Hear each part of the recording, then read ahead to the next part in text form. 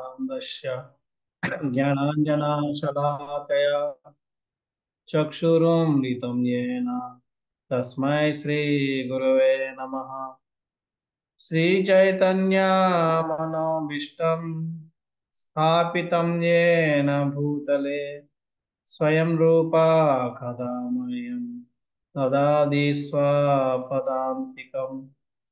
वन्देऽहं श्रीगुरो श्रीयुतापदकमलं श्रीगुरुं वैष्णवांश्च श्रीरूपं साग्रजातां सहगना रघुनाथान्वितं तं सजीवं साद्वैतं सावधूतं परिजनासहितं कृष्णचैतन्यदेवं श्रीराधा कृष्णपदा सहगना ललिता श्रीविशाखान्वितांश्च हे कृष्ण करुणा सिंधु दीनबन्धो जगत्पते गोपेशा गोपिका कान्त राधा कान्ता नमोस्तुते तप्त कांचना गौरांगी राधे वृंदावनेश्वरी वृषभानुसुते देवी प्रणमामि हरिप्रिये। नमो विष्णुपदाय कृष्णपृष्ठाय भूतले श्रीमते भक्तिवेदान्त स्वामिनिति नामिने। नमस्ते सरस्वते देवे गौरवाणी प्रचारिणे निर्विशेषा शून्यवादी पाश्चात्य देशतारिणे वाञ्छाकल्पतरुभ्यश्च कृपा सिन्धुभ्य एव च पतितानां पावनेभ्यो वैष्णवेभ्यो नमो नमः। जय श्री कृष्ण चैतन्य प्रभु नित्यानंद श्री अद्वैता गदाधर श्रीवासदि गौर भक्त वृंद। हरे कृष्णा हरे कृष्णा कृष्णा कृष्णा हरे हरे हरे राम हरे राम राम हरे हरे। हरे कृष्ण। ఆ, 800 కార్యక్రమంలో రామానుజ చరితానికి చరిత్ర 4వ రోజు కార్యక్రమానికి మీ అందరికీ స్వాగతం. మన కిందటి వారం రామానుజాచార్యుల వారు శ్రీరంగానికి రావడం, ఉమ్, ఆ శ్రీరంగంలో ఆయన ఏమేమి చేశారని మనం చర్చించాం. ఉమ్, అలాగే ఎంటర్ అయ్యారు ఏమిటి నేను తర్వాత తిరుమల నంబి ఆ, తిరుమల నంబి అదే ఏ విధంగా పితామహ అయ్యారన్నది కూడా మనం చర్చించుకున్నాం.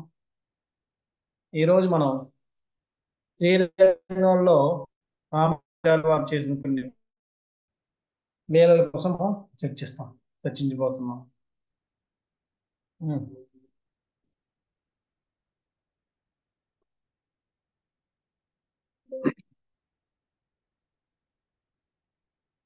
రామానుజాచార్యుల వారి ప్రచారం చాలా ఉధృతంగా జరుగుతుంది. మొదట్లో కురేషు దాశరథి వాళ్ళిద్దరి వాళ్ళే జరుగుతుండేది. దాని తర్వాత గోవింద వచ్చాడు. గోవింద్ తర్వాత యాదవ్ ప్రకాష్ కూడా జాయిన్ అయ్యాడు. దాంతో వాళ్ళకి ఇంకా వాళ్ళ ప్రచారం అంగరంగ వైభవంగా జరుగుతుంది. ఆ, అంత అయిన తర్వాత కూడా అవుతున్నప్పటికీ రామానుజాచార్యుల వారు మళ్ళీ తన గురువు గారైన మహాపౌరుని దగ్గరికి వెళ్ళి అడుగుతాడు, స్వామి మరి నాకు గజమంత్రం మీద ఉపదేశం చేయండి, ఇంకా అలా కాకుండా ఇంకా మీరు కొన్ని నాకు కాంచీపురంలో ఉపదేశాలు చేశారు, కొన్ని ఇక్కడ చేశారు, టైం దొరికి చేస్తున్నారు, కానీ నాకు ఇంకా నేర్చుకోవాలని ఉంది. ఇంకా మీరు యమునాచార్యుల వారి దగ్గర నుంచి ఏమేమి నేర్చుకున్నారో వాటి ద్వారా వివరాలన్నీ నాకు చెప్పండి అని చెప్పి అడుగుతాడు.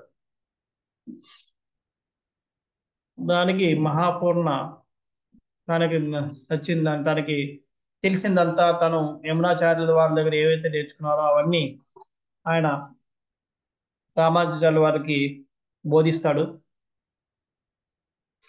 బోధించిన తర్వాత అంటాడు, నాయన వీటన్నిటికంటే పవిత్రమైనది తిరుమంత్రం, చరమ శ్లోకం అని రెండు ఉన్నాయి.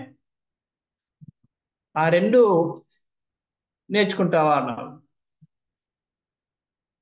అంటే రామానుజాచార్యులు అంటారు, మీరు నా గురువర్యులు, మీరు నా శ్రేయోభిలాషి, మీలాంటి గురువు దొరకడం నాకు నా అదృష్టం. మీరు ఏమి నేర్చుకోమంటే అది నేర్చుకుంటాను, మీరు ఏం చెప్తే అది ఏ ఉపదేశం చేస్తే ఆ ఉపదేశాన్ని నేను స్వీకరిస్తానంటాడు. అంటే అప్పుడు మహాపూర్ణ అంటాడు,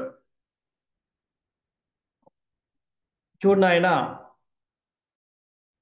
అవి చాలా పవిత్రమైన మంత్రాలు. అవి దాంట్ని నిష్ణాతుడైన వాడు నేను ఒక ఉన్నారు, ఆయన పేరు తిరుకొట్యూరు నంబి. తిరుకొట్యూరు అనేది ఆ ఊరి పేరు అమ్మా. తిరుకొట్యూరు నంబి ఆయన్నే గోష్ఠి పూర్ణ అని కూడా. గోష్ఠి అంటే చర్చించడం, ఆయన వాదోపాదాలు చేయడంలో జ్ఞాపకం అన్నమాట. గోష్ఠి పూర్ణ అని అంటారు. ఆయన ఈ మంత్రాలు ఉపదేశం చేయడంలో, ఈ మంత్రాల ద్వారా ఆ వివరణ ఇవ్వడంలో చాలా నిష్ణాతుడు. ఆయన దగ్గరికి వెళ్ళి నేర్చుకోవాలని చెప్పి చెప్తాడు. దానికి రామానుజాచార్యుల వారు ఎంత ఆ ఆశ్చర్యపోతారంటే, చూడు ఈయన నా గురువు, నేను ఆయన ఏం చెప్తే నేను స్వీకరిస్తానని అని నేను చెప్పాను. అయినా సరే ఆయన తనే గురువుగా ఉండి తనే చేయాలన్నా కాకుండా ఎవరు మంచిగా ఆ దగ్గర పంపిస్తున్నాడు. ఆ పంపించడం కూడా ఏ మాత్రం కూడా గర్వం లేదు, నాకు తెలియదని చెప్పి ఎంతో నమ్రంగా చెప్పుకొని అంగీకరిస్తున్నారు. ఇటువంటి లక్షణాలు ఉన్న గురువు దొరకడం నాకు మహా అద్భుతం, మహా మహా ఆ అదృష్టం అని చెప్పి మహాపూర్ణంలో ఉన్న గుణాలను ఆయన అభినందిస్తూ ఉంటాడు. ఒక గురువుకి, ఒక వైష్ణవుడికి ఉండే లక్షణాలు అవి. వైష్ణవుడు ఎప్పుడు కూడా నమ్రత అంటే తనను తాను తక్కువ చేసుకోవడం కాదు, నిజంగా తాను తక్కువ అని అనుకోవడం.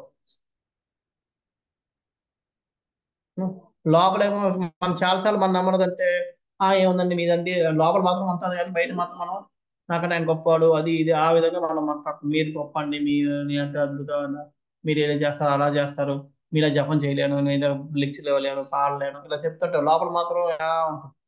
అది కాదు. లేదంటే మనం ఊరికే ఏదో చెప్పుకోవాలి కాబట్టి నాకేముందని నాకేమొచ్చండి అంటాం. అది కాదు నమ్రత అంటే. నమ్మడం అంటే నిజంగా నమ్మడం, నేను నాకేమి తెలియదు నమ్మడం అది. సో ఆ నమ్మకంతో అదే విధమైన ఉద్దేశంతో మహాపూర్ణ రామానుజాలు చెప్తారు. ఆయన ఆ గోష్ఠి పూర్ణ ఈ రెండింటి వివరించడంలో చాలా నిష్ణాతులు. అంచేత ఆయన దగ్గరికి వెళ్తావా, వెళ్ళిన ఆయన అంట అని చెప్పడమే ఇంకా you know, రామానుజాలు వారు పరిగెడతారు. పరిగెట్టి నెక్స్ట్ డే ఉదయాన్నే బయలుదేరతారు. బయలుదేరి అక్కడ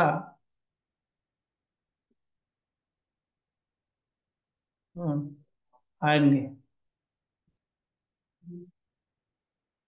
దగ్గరికి వెళ్తాడు.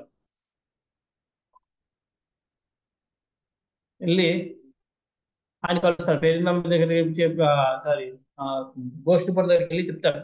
పెరినేం అంటే మహాపూర్ణ వారు నన్ను పంపించారు, మీ దగ్గర నుంచి తిరుమంత్రం అవి నేర్చుకున్నారని చెప్పి పంపిస్తారు. అడుగుతారు. చెప్తే అవునా చాలా సంతోషం నాయనా అని చెప్తాడు. అని చెప్పి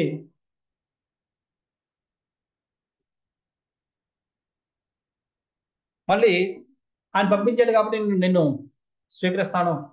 కానీ అయితే ఒకటి, ఆ గోష్ఠి పూర్ణకి ఏంటంటే రామానుజాచార్య వారు అడిగిన విధానం, ఆయన చూడగానే ఆయనలో ఉన్న తేజస్సు చూడగానే ఆయన ఆకర్షితుడైపోతాడు.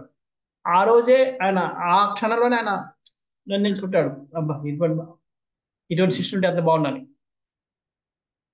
అయినా సరే ఆయన అంటాడు, మహాబోర్ని పంపించాడు కాబట్టి నేను తప్పనిసరిగా నువ్వు మంచి శిష్యుడు, మంచి ఏమైనా శిష్యుడై ఉంటావు.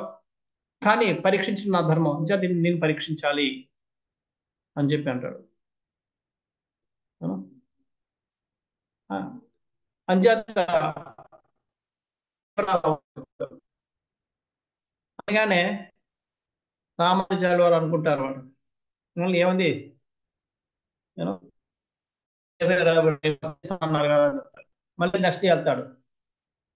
వెళ్తే ఆ గోష్ఠి భవన్ కనీసం ఈయన తెలిసిన వ్యక్తిగా కూడా గుర్తించడు, పట్టించుకోడు. రామానుజాలు వారు అనుకుంటారు, అరే బిజీగా ఉన్నట్టున్నారు, ఫోన్లే చూస్తారులే అని చెప్పి ఉదయం సాయంత్రం వరకు ఉంటాడు. సాయంత్రం వరకు ఉంటే సాయంత్రం వరకు అటు ఇటు తిరుగుతూ ఉంటాడు, కానీ రామానుజాచార్యుల వారిని అసలు పట్టించుకోడు.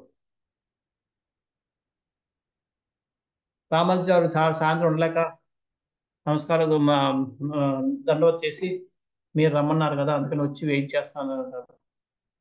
అనగానే ఒక్కసారి వెళ్ళిపోతాడు. ఏమనుకుంటున్నావయ్యా, ఇదేమన్నా నా సామాన్య మంత్రం అనుకుంటున్నావా, ఎవరు పడితే వాళ్ళు ఇచ్చేయడానికి? పరీక్షించాలి, ఆగు పరీక్షిస్తాను, పరీక్షించాక అప్పుడు ఇస్తాను, రేపు రావాలి అని చెప్తుంది. మళ్ళీ పంపించేస్తాను, మళ్ళీ రా అని చెప్తాడు.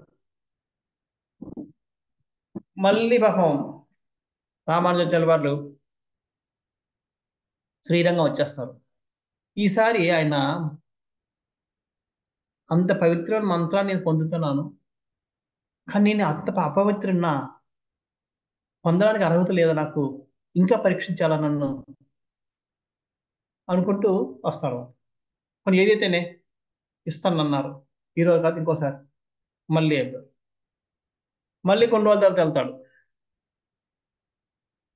వెళ్తే మళ్ళీ చూడు, ఈ మంత్రాన్ని నేను పొందాలంటే నేను పరీక్షించాలి, పరీక్షించిన తర్వాత ఇస్తాను, నువ్వు పరీక్షకి సిద్ధంగా ఉండు అంటాడు.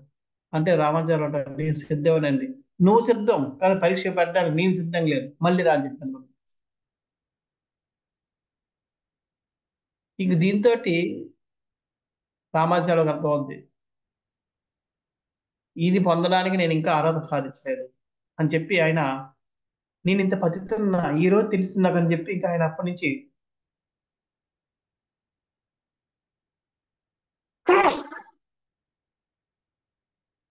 చాలా బాధపడుతుంటాడు. బాధపడి తిండి మానేశాడు, మనసంతా ఏదో యూనో భారంగా మారిపోద్ది, ముఖం అంతా వాడిపోద్ది. అలా ఒక్కసారి కాదు, రెండు సార్లు కాదు, 17 సార్లు తిప్పుతుంటాడు.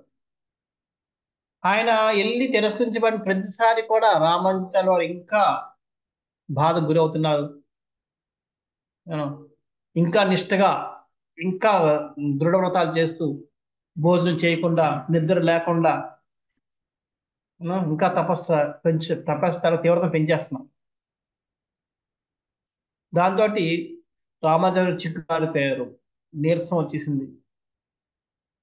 అది చూసి శ్రీ రంగనాథ స్వామి, రంగనాథుడికి టెన్షన్ వస్తుంది, ఇదేంటి నా భక్తుడు ఇలా ఇది అయిపోతున్నాడు, ఏంటి పరీక్ష ఆ భక్తుడికి, ఇది సమంజసం కాదు, నుండి ఇప్పుడే చెప్తానని చెప్పి ఆయన గోష్ఠి కొన్ని కళ్ళలోకి వెళ్ళి, ఆ గోష్ఠి కొన్ని వస్తాడు రామ శ్రీరంగానికి, రంగనాథుని దర్శనం చేసుకోవడానికి. రంగనాథ్ దర్శనం చేసుకుంటే రంగనాథుడు వచ్చి చెప్తాడు, తన ముందుకు రాగానే రంగనాథ్ చెప్తాడు, ఏమిటి ఇది, నువ్వు ఏం పరీక్ష పెడుతున్నావు, ఆయన సామాన్య వ్యక్తి కాదు, మన వైష్ణవ సాంప్రదాయాన్ని ఉద్ధరించడానికి పెట్టిన కారణం జన్మ, అటువంటి ఆయనకి పరీక్ష ఏంటి, వెంటనే దయచేసి ఆయనకి ఆ మంత్రాన్ని ఉపదేశించండి అని చెప్పి చెప్తాడు. చెప్తే, స్వామి నేను ఫస్ట్ రోజు చూసినప్పుడే ఆయనకి నిర్ణయించుకున్నాను, ఆయనకు మంత్రోపదేశం చేయాలని చెప్పి, కానీ పరీక్షించడం నా ధర్మం, అంటే పరీక్షిస్తాను అంటే, పరీక్షించావు కానీ తొందరలో ఇచ్చేయని చెప్పి పంపిస్తాను.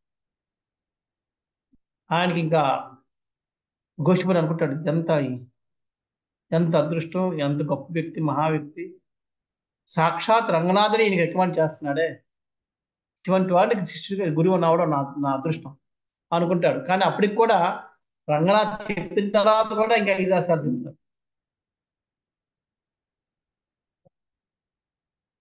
రామానుజాల వారి పరిస్థితిని చూసి, కానీ రామానుజాలు ఒక్కరోజు కూడా గోష్ఠి పూర్ణని మీరు ఎందుకు ఇలా చేస్తారు, ఎందుకు తిప్పుతున్నారు కానీ, లేదంటే గోష్ఠి పూర్ణ ఆ ఇంకా అనవసరంగా చేస్తున్నాం కానీ, మాకు ఆయన కోసం తప్పుగా మాట్లాడడం కానీ ఏమి చేయడం లేదు. ప్రతిసారి వినయంగా వెళ్తున్నాడు, నమస్కరిస్తున్నాడు, తిరస్కరిస్తే నమస్కారం చేసి మళ్ళీ వస్తున్నాడు. తన తపస్సుని తీవ్రం చేసుకుంటూ వెళ్ళిపోతున్నాడే తప్ప ఏనాడు కూడా ఒక మాట అసహనాన్ని ప్రదర్శించలేదు. ఉం? ఏనాడు కూడా ఆ ఏమనుకుంటున్నాం అన్న భావనలో లేడు. ఎందుకంటే అప్పటికే రామానుజాచార్య వారు చాలా పెద్ద ఆచార్యులు అయిపోయారు. కొన్ని వేల మంది భక్తి శిష్యులు చేశారు. పెద్ద పెద్ద వాళ్ళందరూ ఆయన శరణాగతి తీసుకుంటున్నారు. యాదవ ప్రకాశం అంటారు, అందరూ వచ్చి శరణాగతి తీసుకుని శిష్యరకం తీసుకుంటున్నారు. ఇంకా లాభం లేదనుకున్నారు. ఉం.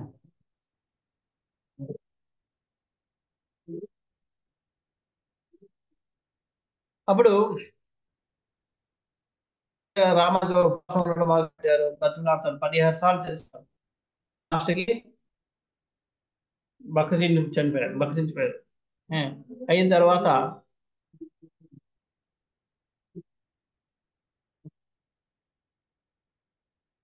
ఇంకా మహాపూర్ణ చూస్తాడు.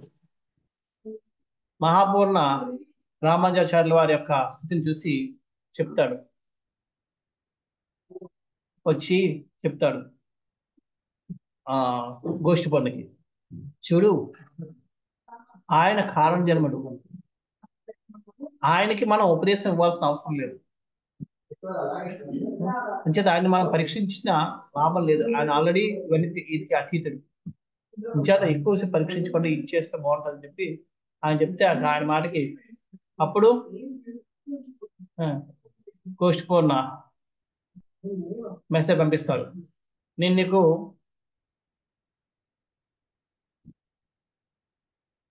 ఇవ్వాలనుకుంటున్నాను, మంత్రోపదేశం చేయాలనుకుంటున్నాను. అయితే నువ్వు నీ యొక్క పవిత్ర దండంతో తప్ప దేంతో రావద్దు. ఎందుకంటే ఇది పవిత్ర మంత్రం, నేను ఏకాంతంగా ఇవ్వాలి, శిష్యులు అందరి మధ్యలోనూ శిష్యులతో పాటు ఇస్తే పనిచేయదు. ఇంకా నువ్వు పవిత్ర అంటే సన్యాసి ఒక బట్టని ఇలాగా మూడేసుకుంటారు, దాన్ని పవిత్ర అంటారు. దండం, సన్యాసి దండం, అవి రెండింటితోటే రా అని చెప్తారు. అనగానే ఇంకా రామానుజాచార్యుల వారికి ఇంకా ప్రాణం లేచి వస్తుంది, అంతే పరిగెడతాడు. ఎంత అదృష్టం నాకు ఈరోజు చెప్పి ఇంక ఉత్సాహంతో వెంటనే కురేష్ని, కురత్తల వారిని కురేష్ని, ఆ, దాసరథి మొదలు అండను, వీళ్ళిద్దరిని పిలుస్తాడు. పిలిచి రండి, మీరు నాతో పాటు రండి అని చెప్తాడు. వెళ్తారు వాళ్ళు. వీళ్ళు ముగ్గురు వెళ్ళేదంటే అక్కడ వెళ్ళి కాళ్ళకి నమస్కారం చేస్తారు. ఆ, నమస్కారం చేస్తారు. నమస్కారం చేసి నమస్కారం చేస్తే గోష్పని అంటాడు, వచ్చావా అంటారు.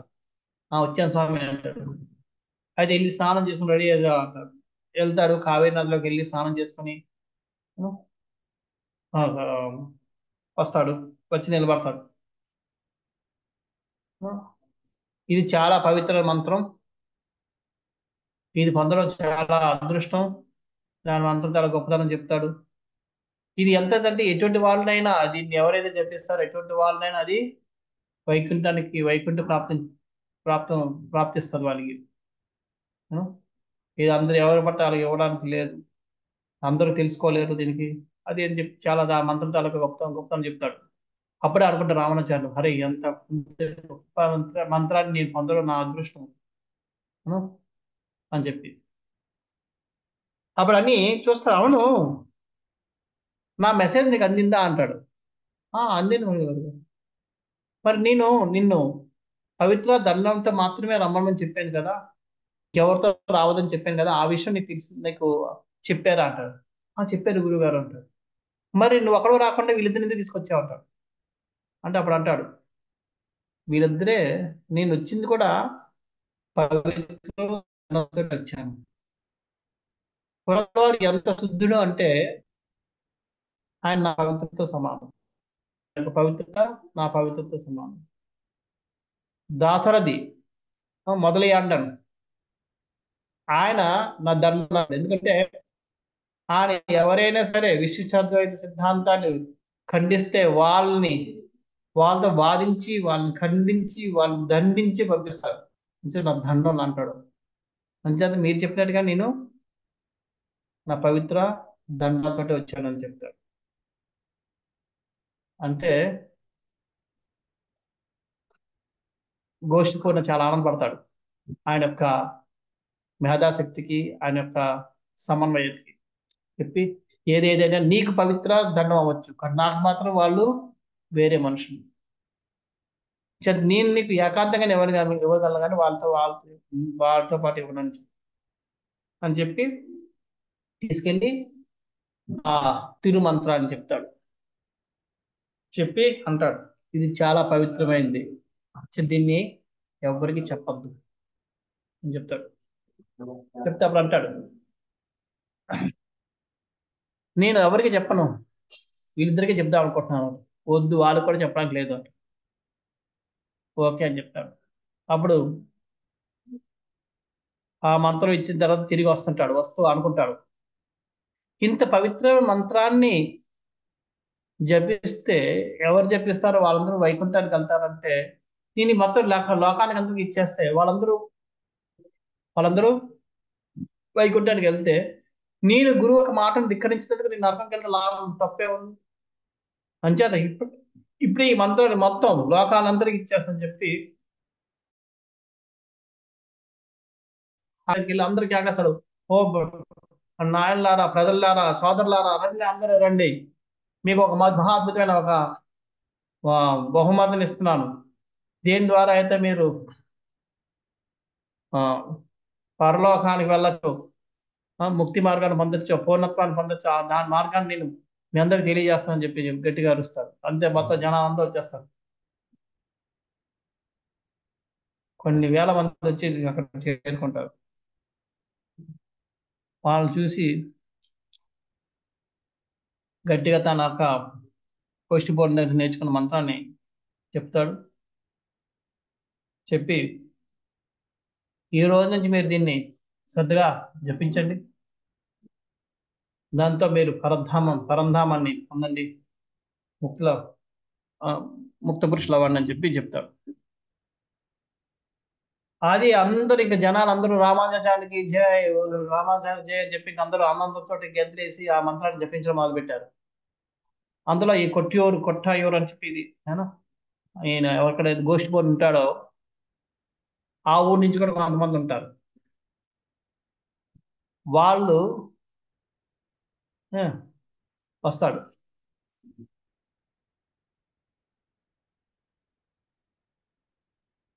వచ్చి వాళ్ళు ఆనందంతో ఈ గోష్ఠి బోర్డు చెప్తారు.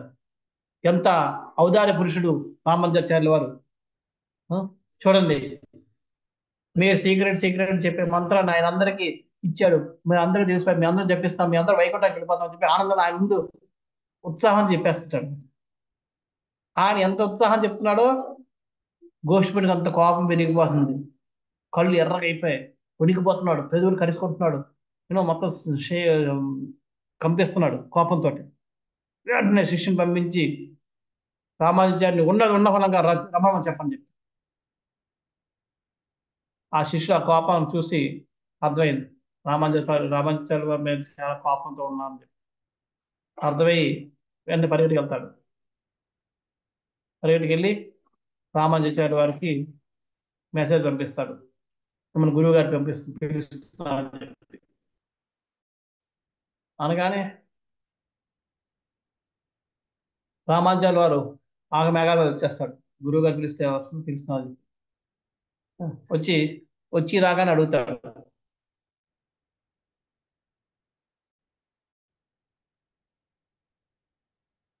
చేసావయ్యా అంటాడు.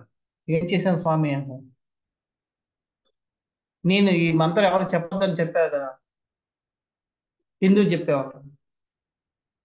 అంటే తల తెచ్చుకుని నిలబడతాడు ఆ మంత్రాలు.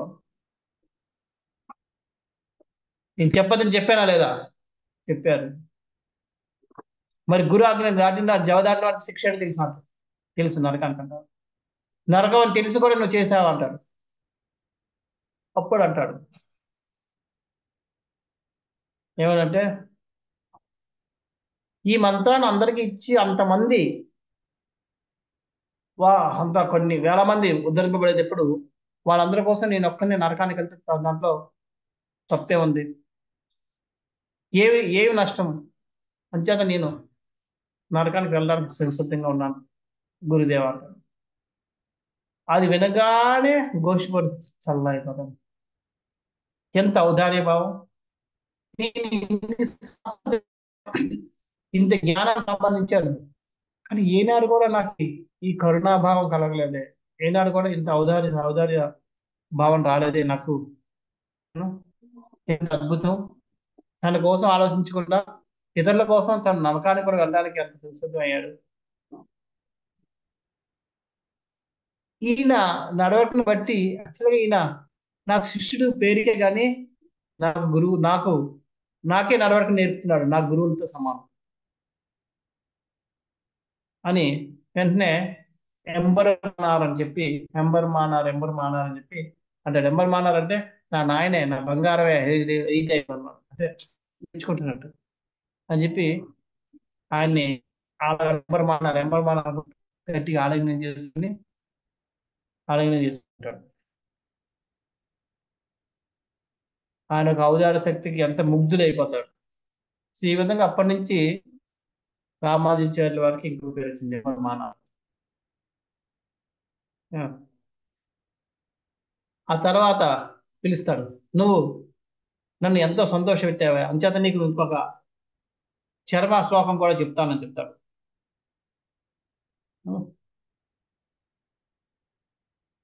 అంటే ఎంబర్ మానార్ అంటే నా బంగారమే, నా భాగ్యమే అంటే ఆ ఏమనంటే ఆ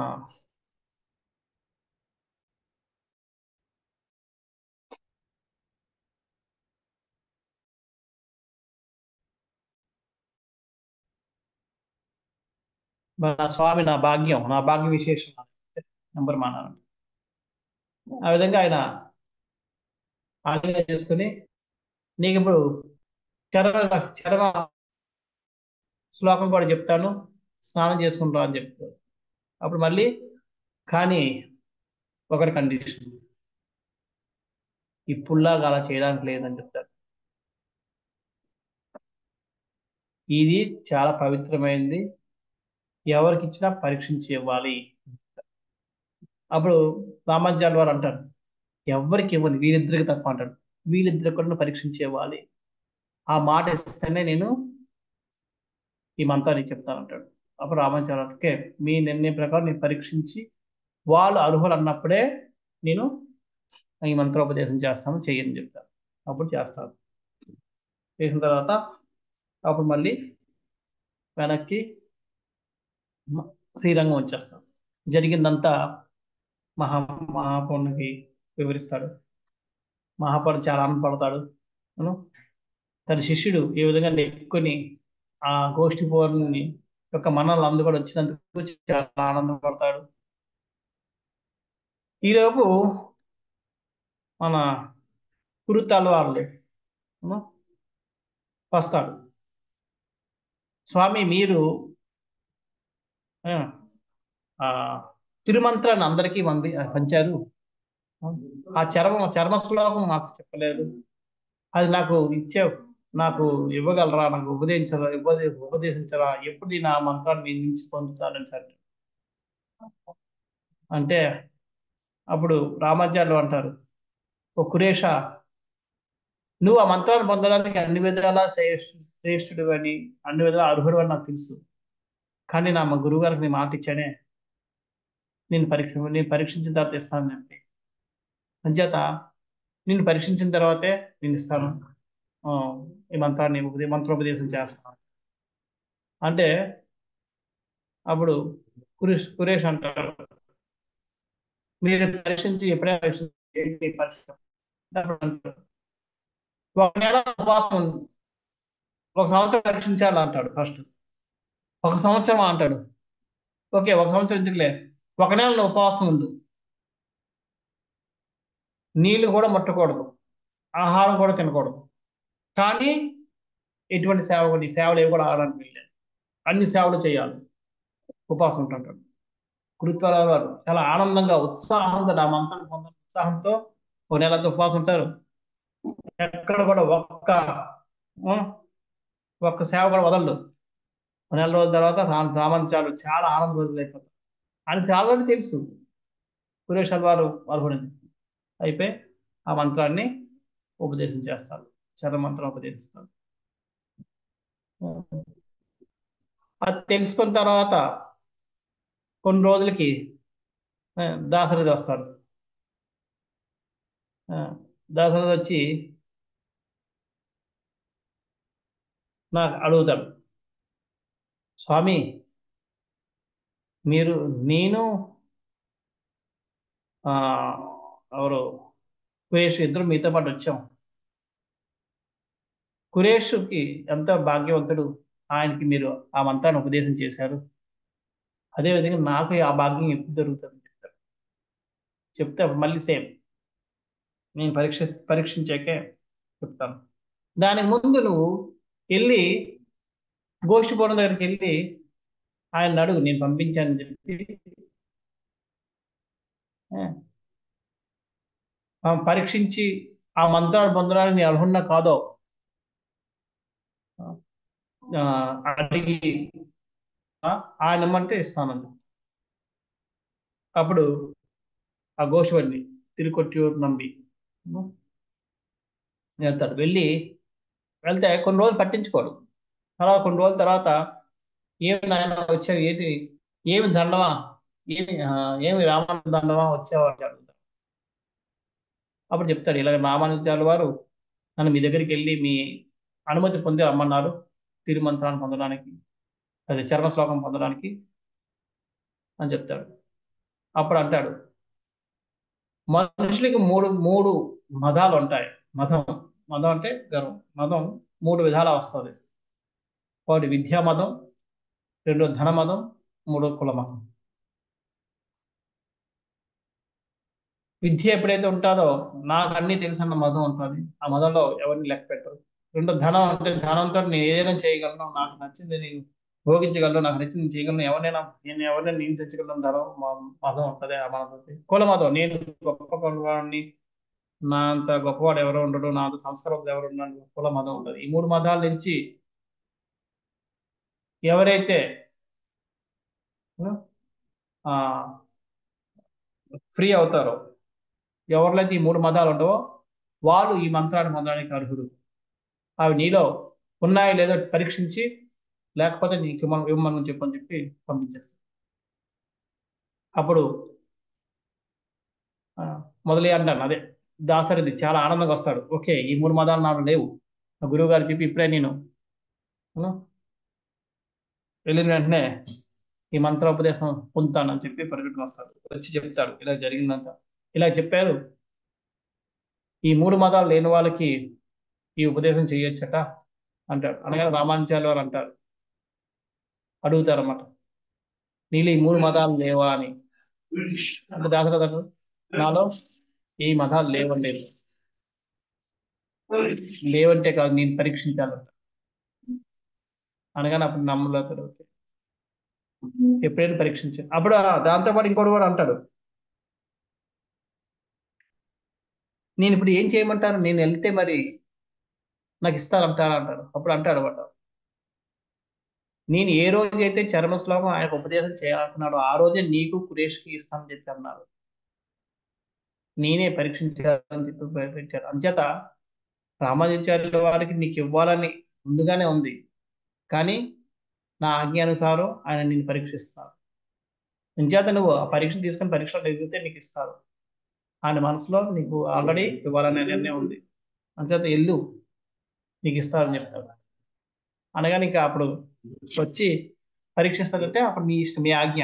మీరు ఎప్పుడు పరీక్షించి ఎప్పుడు నేను ఉత్తీర్ణి, నేను అర్హుణ్ణి, ఉత్తీర్ణ అయ్యానో, ఎప్పుడు నేను అర్హుణ్ణి అనుకుంటారో ఆ రోజే నాకు ఇవ్వండి చెప్పి నమస్కారం చేస్తాను. వస్తే అప్పుడు నా రామాచార్య అంటారు, నేను పరీక్షిస్తాను, ఏ రోజైతే నాకు నమ్మకం కలిగిందో ఆ రోజు నేను నీకు. ఈలోపు మహాపూర్ణికి ఒక కూతురు ఉంటుంది. ఆ కూతురు పేరు అత్తుల్లాయమ్మ. ఆమె పెళ్లి అయిపోద్ది. పెళ్లి అయిపోయినప్పుడు పెళ్లితో పాటు పెళ్లి కూతురుతో పాటు ఆయన అంటే పనికత్తెల్ని పంపించడం అలవాటు ఉండేది. కానీ మహాపూర్ణ గారు ఎవరిని పంపించరు, కూతురు ఒక్కదాన్ని పంపిస్తారు. దాంతో అత్తగారు చాలా ఇదవుతారు. అందుకని పనులన్నీ ఆమెతో చేయించడం కాకుండా వేళ కాని వేళలో చేయించేవారు. అంటే రాత్రి 10 గంటలప్పుడు వెళ్ళి నీళ్ళు తీసామని చెప్పారు, అది 12 గంటలప్పుడు లేపి నీళ్ళు తీసామని చెప్పారు, నూతికెళ్ళి నీళ్ళు తీసారు. ఈ అర్ధరాత్రి ఎలా వెళ్తారని ఎవరైనా తోడు ఎవరు వస్తారు నీ అని చెప్పి అదేవో పనులు చెప్పి ఏమనంటే ఆమె నాన్న పంపించాడుగా 100 మందిని, పని మనుషుల్ని అంతా చేయించుకో అది చెప్పి అలాగా ఎగతాళి చేసి ఇదంతా చేస్తుంటారు. అది భరించలాగా ఒక రోజు తండ్రి దగ్గరికి వస్తాడు. తండ్రి అడుగుతాడు, ఏమ్మా బాగున్నావా అనగానే ఇంకా ఏడు మొదలు ఏడ్చి చెప్తాడు, ఇలా నా బాధ ఎలా ఉన్నాయి. అవునా, అదే రామానుజాచార్య దగ్గరికి వెళ్దాం, వెళ్ళి ఆయనకి పరిష్కారం అడుగుదాం, ఏం చేయమంటారు. రామానుజాచార్య దగ్గరికి వచ్చి పరిష్కారం అడుగుతారు. ఇలా చెప్పుకునేటప్పటికీ అదే సమయంలో ఈ మొదటి గారిని అక్కడికి వస్తాడు. అప్పుడు అనుకుంటాం ఇదే పరీక్ష ఇంకని చెప్పి అప్పుడు వెంటనే మొదటి గారిని దాశరథిని పిలిచి, దాశరథి, ఈ అత్తుల్లా వాళ్ళ ఇంటికి వెళ్ళి వాళ్ళ అత్తగారి ఇంటికి వెళ్ళి అక్కడ నువ్వు ఈ పనులన్నీ నువ్వు చేయాలి. ఈ ఈమెతో ఒక్క పని కూడా చేయించకూడదు నువ్వు అంటే అప్పుడు ఆమె అంటది అత్తుల్లా, అవన్నీ అవసరం లేదు, ఒకసారి నీళ్ళకి రాత్రిపూట వెళ్ళినప్పుడే ఆయన తాడు వస్తే చాలు, మిగతా టైంలో అన్ని నీ మిగతా నేను చేసుకుంటాను అన్నాడు. ఆగమ్మా, నీకేం ప్రాబ్లం లేదు, నేను చేస్తాను అని చెప్పి రామాచార్య చెప్తారు. ఆయన అలా ఆజ్ఞ అని చెప్పడమే క్షణంలో ఆయన మొత్తం ప్యాక్ చేసుకొని రెడీ అయిపోతారు. పదమ్మా అని ఇద్దరు వెళ్ళిపోతారు. వెళ్ళిపోతే అక్కడ ఆమె ఎంత వద్దన్నా సరే గురు ఆజ్ఞ కాబట్టి ఆమె ఒక్క పని చేయనివాడు. గిన్నెలు తవ్వుతున్నాడు, వంట చేస్తున్నాడు, సామాన్లు కొంటున్నాడు, పాస్తున్నాడు, నేను ఇల్లు అక్కడ ఊడుస్తున్నాడు, రాత్రి నీళ్లు తీసుకొస్తున్నాడు, అన్ని పనులు చేస్తున్నాడు. ఇస్తే తర్వాత అయితే అక్కడ వాళ్ళ అత్తగారు వాళ్ళ మామగారు వీళ్ళందరూ కొంత ఆ, విద్వాంసులు వాళ్ళ ఇంటికి వచ్చి కొంతమంది పండితులు వచ్చి ఎప్పుడు గోష్ఠి చేసుకుంటుండేవారు. గోష్ఠి అంటే చర్చించుకుంటుండేవారు రకరకాల వేదాంతాల మీద వాటి మీద.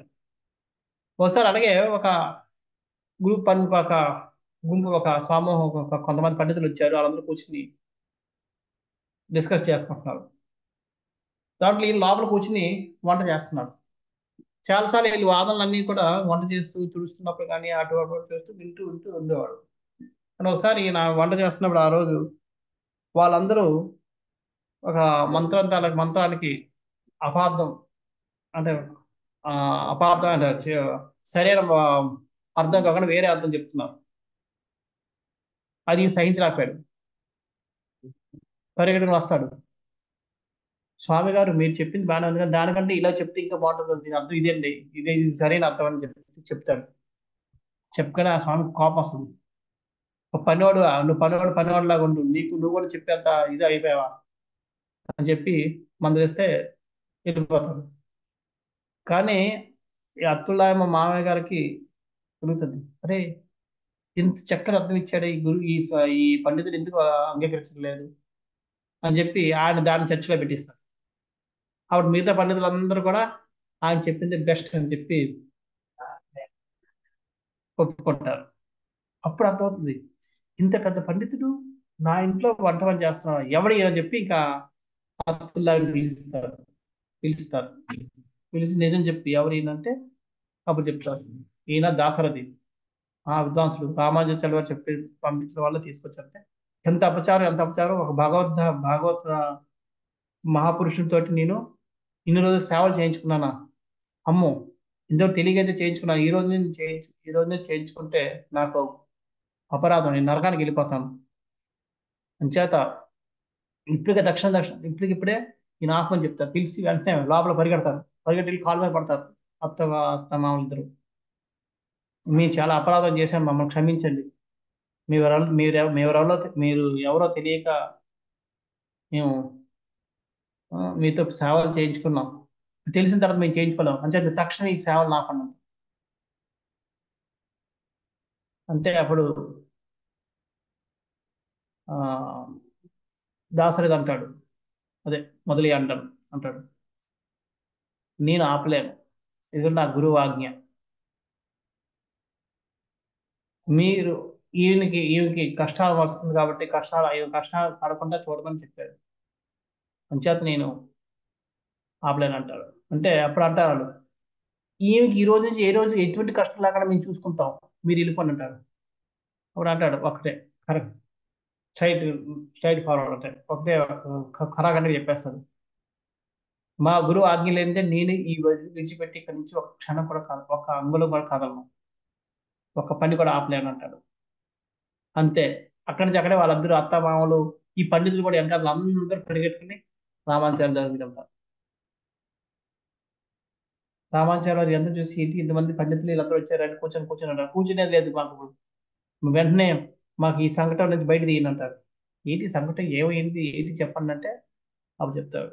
ఇలాగా మీ శిష్యుడు అక్కడ ఆయన ఉన్నాడు.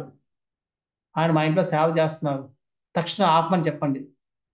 మేము అంతా చేసుకొని ఇన్ని రోజులు కూడా ఆయన ఒక పని మనిషిగానే ఉన్నారు తప్ప ఏనాడు కూడా ఇది పండితులు చెప్పి ఏనాడు ఒక రోజు నోరెప్పలేదు ఇది ఎప్పలేదు ఈ విధంగా ఇది అయింది చెప్పి అంచేత ఇంకా అన్ని వివరిస్తారు. అది జరిగిందంటే చెప్తారు. రామానుచార్య వారు చాలా ఆనందించి ఆయన కూడా చర్మగీతాన్ని అదే చర్మ శ్లోకాన్ని ఉపదేశం చేస్తారు. ఈ విధంగా వాళ్ళిద్దరికీ ఆ చర్మ శ్లోకాన్ని రామాచార్యులు వారు ఆ, ఇస్తారు.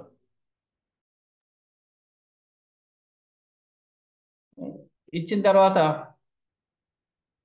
మళ్ళీ రామానుజాచార్యులు వారు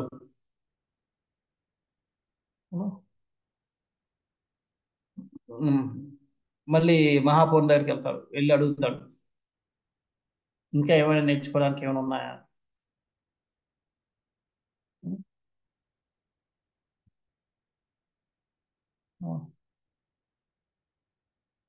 అప్పుడు చెప్తాడు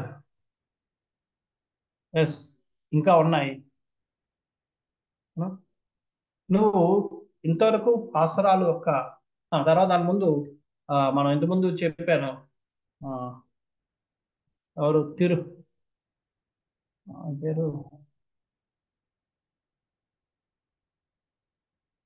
అరయ్యర్ తిరువంగప్పయ్యర్ తిరువంగప్పయ్యర్ అని చెప్పి ఒక ఆయన నన్ను గుర్తుందా ఎవరైతే కాంచీపురంలో వరదరాజ స్వామి దగ్గరికి వెళ్ళి ఆయన మెప్పించి రామానుజాన్ని తీసుకొస్తాడు యమునాచార్య వారి కొడుకు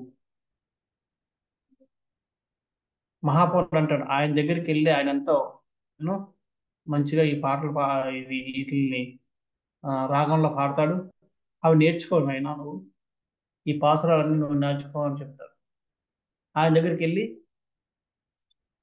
ఆయన ఆధ్వర్యంలో నేర్చుకుంటాడు.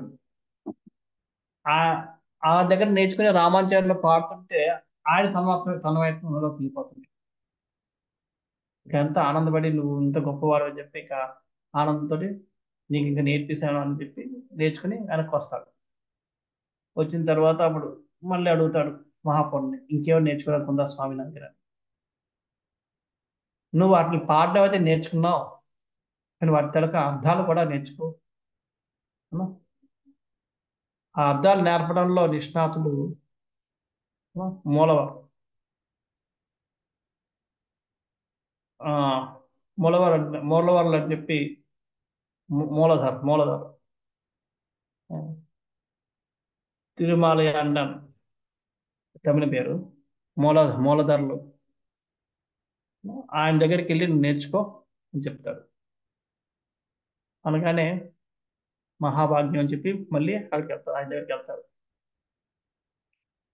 మూలధారులు రామానుజాచార్యుల వారికి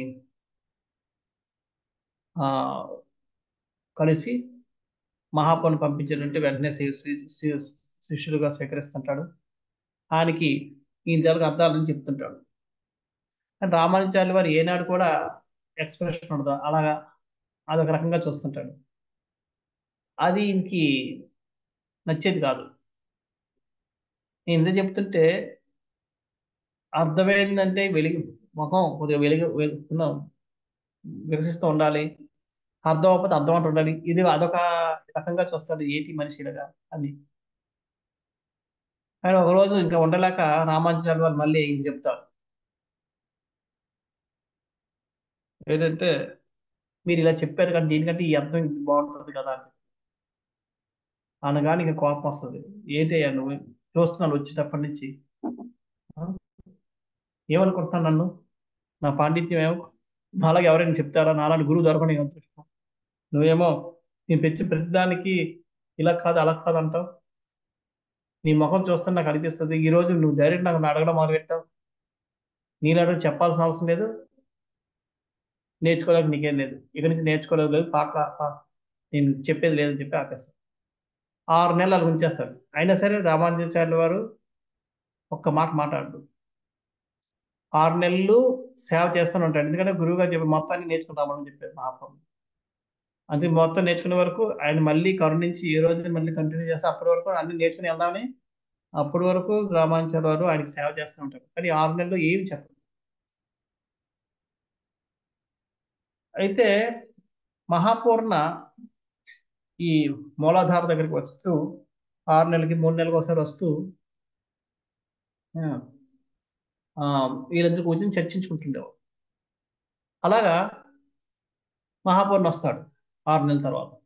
అంటే వీళ్ళకి ఇక్కడ రామాచార్యులు 6 నెలలు అయిపోయిన తర్వాత వచ్చి అడుగుతాడు రామాచార్యులు వారిని. ఏమి ఆయన ఎలాగవుతుంది నీ విద్యాభ్యాసం, అన్ని నేర్చుకుంటున్నావా అన్నాను. ఒకప్పుడు నేర్చుకోవాడిని ఇప్పుడు నేర్చుకోవడం లేదు. అదేంటండి అంటే నాకేం అర్థం అవ్వలేదు ఏంటంటారు. ఇలాగా 6 నెలల నుంచి ఏం చెప్పడం లేదు. ఎందుకంటారు. ఏమో తెలియదు, నేను ఇలాగా ఇలా జరిగింది, ఇలా కాదు ఇలా చెప్తే బాగుంటుందేమో, దీని అర్థం ఇలాగైతే బాగుంటుందేమో అని అన్నాను. అప్పటి నుంచి ఆపేశాను. అవునా అంటారు.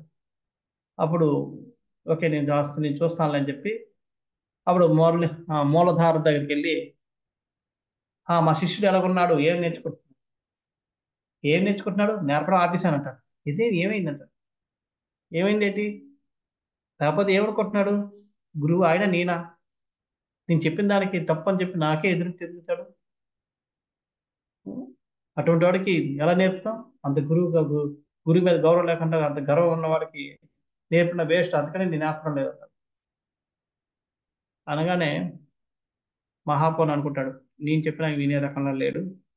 చేత చూడండి మనం అందరం వెళ్ళి ఒకసారి గోష్ఠిపూర్ని కలిసి వద్దాం పదండి అని చెప్పి గోష్ఠిపూర్ని దగ్గర తీసుకెళ్తాం. గోష్ఠిపూర్ని దగ్గర తీసుకెళ్ళి ఈ గోష్ఠిపూర్ని దగ్గరికి మహాపన్న, ఈ మూలధారు, దాంతోపాటు రామానుజాచార్యులు కూడా తీసుకెళ్ళి అక్కడ మాట్లాడుతూ మాట్లాడుతూ ఈ ప్రస్తావన ఎత్తుతాడు. రామానుజాచార్యుల వారు ఈ శ్లోకానికి ఈ అర్థం చెప్పారు, అది చెప్పారు అనగానే అప్పుడు గోష్ఠి అబ్బా ఏం చెప్పారు రామానుజాచార్య, ఎంత సమన్వయం ఉంది ఈ శ్లోకంలో, ఎంత ఉంది అబ్బా సూపర్ అని చెప్పి అంటాడు. అనగానే అప్పుడు ఇంకా ఆయనకి అరే ఇంత అర్థం ఉందా, నాకు ఎందుకు ఎలగలేదు, గోష్ఠిపూర్ని చెప్పే వరకు దాని అర్థం వివరించి చెప్పే వరకు నాకు అర్థం అవ్వలేదే, ఎంత గొప్ప అర్థం ఉంది దీని కాదు అని చెప్పి మూలధారు అర్థం చేసుకుని వెంటనే నా తప్పు రాజవాడి ఆ, వెంటనే నా తప్పుని సర్దిద్దుకోవాలి అని చెప్పి అనుకుంటాడు. అప్పుడు రామానుజాచార్య దగ్గరికి వెళ్ళి నాయన నువ్వు చెప్పిన అర్థం చాలా బాగుంది, అదే నేను అంగీకరిస్తున్నాను ఆ, అని చెప్పి రేపు నుంచి మళ్ళీ మనం పాఠాలు మొదలు పెడదాం అని చెప్తాడు. చెప్పి గోష్ఠిపూర్ని దగ్గర సెలవు తీసుకుని వెళ్దాం అన్నప్పుడు గోష్ఠిపూర్ని పిలుస్తాడు. మూలధారులు పిలిచి అంటాడు, చూడు రామానుజాచార్యుల వారు మామూలు వ్యక్తి కాదు. ఎలాగైతే శ్రీకృష్ణుడు సందీపుని ముందు దగ్గరికి వెళ్ళి విద్యాభ్యాసం ఆ, విద్యాభ్యాసం చేశాడు, విద్య నేర్చుకున్నాడో అది సందీపుడు ముని యొక్క భాగ్యం. అంతేకాదు సందీపుడు ముని కృష్ణుని నేర్పాల్సినట్టు ఏం లేదు. సందీపుడు మునికి కృష్ణుని వల్ల కలిగిన భాగ్యం తన గురువుగా అవడానికి.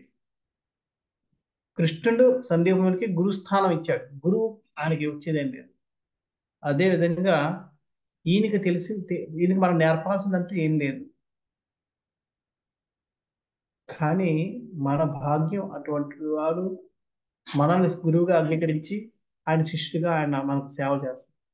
ఇంచేత ఎక్కువగా పరీక్షించద్దు, ఆయన చెప్పిన దానికి అడ్డు లేదు, జస్ట్ గురువుగా నీ పాత్ర పోషించని చెప్పి పంపిస్తారు. పంపిస్తే అప్పటి నుంచి ఆయన మొత్తం అన్ని నేర్పుతారు.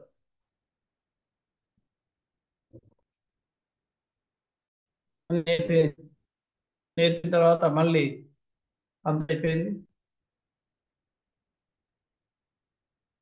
మళ్ళీ మహాపన్ అంటాడు, మళ్ళీ వెళ్ళి నువ్వు ఈయనే చెప్తాడు, సారీ, మూలధారి చెప్తాడు, వెళ్ళి నువ్వు అంతా నేర్చుకున్నావు మా దగ్గర, కానీ వీటి తాలూకా వీటన్నిటి తాలూకా సారాంశం అవుతుంది, అది నువ్వు మళ్ళీ తిరువెంకప్ప తిరువెంకప్పయ్య దగ్గరికి వెళ్ళి నేర్చుకో చెప్తాడు. మళ్ళీ అక్కడికి వెళ్తాడు. వెళ్ళి వెళ్తే ఆయన అడుగుతాడు, ఏం ఏం బాబు మళ్ళీ ఇలాగ వచ్చావు, నీకు ఇది నేర్పాల్సిన నేర్పిస్తాను కదా అంటాడు. అంటే అప్పుడు రామానుజాచార్యులు అంటారు, మీరంతా నేర్పారు కానీ ఈ ప్రబంధాల యొక్క సారాంశం మొత్తం మీ దగ్గర నేర్చుకోమని చెప్పి నన్ను ఆ, మూలధారులు వాళ్ళు పంపించారు, ఇంకా నన్ను నేర్పండి అంటారు. అంటే అప్పుడు ఆయన